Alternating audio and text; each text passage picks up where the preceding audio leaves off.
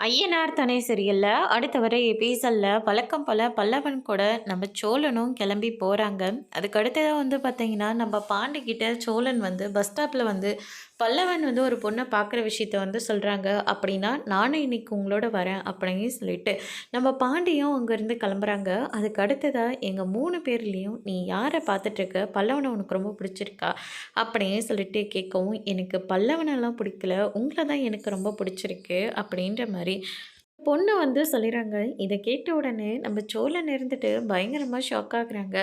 பல்லவன் இருந்துட்டு, "அப்படின்னா நீங்க இத்தன நாளா என்ன பார்க்கவே இல்லையா?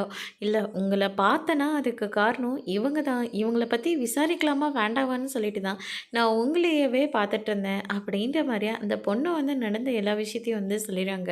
அதுக்கு அடுத்து தான் பார்த்தீங்கன்னா, நம்ம நிலா இருந்துட்டு, "அம்மா இன்னைக்கு பஸ் ஸ்டாப்புக்கு போனியே, அந்த பொண்ணுகிட்ட பேசணும்னு சொன்னேன். அந்த பொண்ணு உன்ன லவ் பண்றதா சொல்லிடுச்சா?" அப்படின்னு சொல்லிட்டு நிலா கேட்கவும், "அட நீங்க வேற.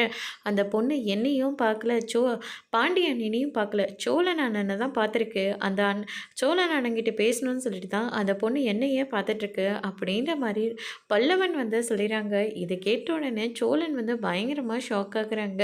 இத கேட்டோனே நிலா இருந்துட்டு பயங்கரமா கோவப்பட்டு அங்கேருந்து கிளம்புறாங்க. அடுத்த நாள் காலையில பயங்கரமா மாஸ் கெட்டப்ல நம்ம சோழன் பஸ் ஸ்டாப்ல இருக்காரு. நிலா இருந்துட்டு, "எதுக்காக இங்க வந்தீங்க? ஒரு பொண்ணு நம்மள இன்ட்ரெஸ்ட்டா பார்க்குறம்போது இப்படிலாம் வரணும்ல." அப்படின்ற மாரி சொல்லிறாங்க. ஓங்கி கன்னத்திலே பலார்ன்னு ஒண்ணு விடுறாங்க. அதோட இன்னைக்கான ப்ரோமோ முடிச்சிருக்காங்க.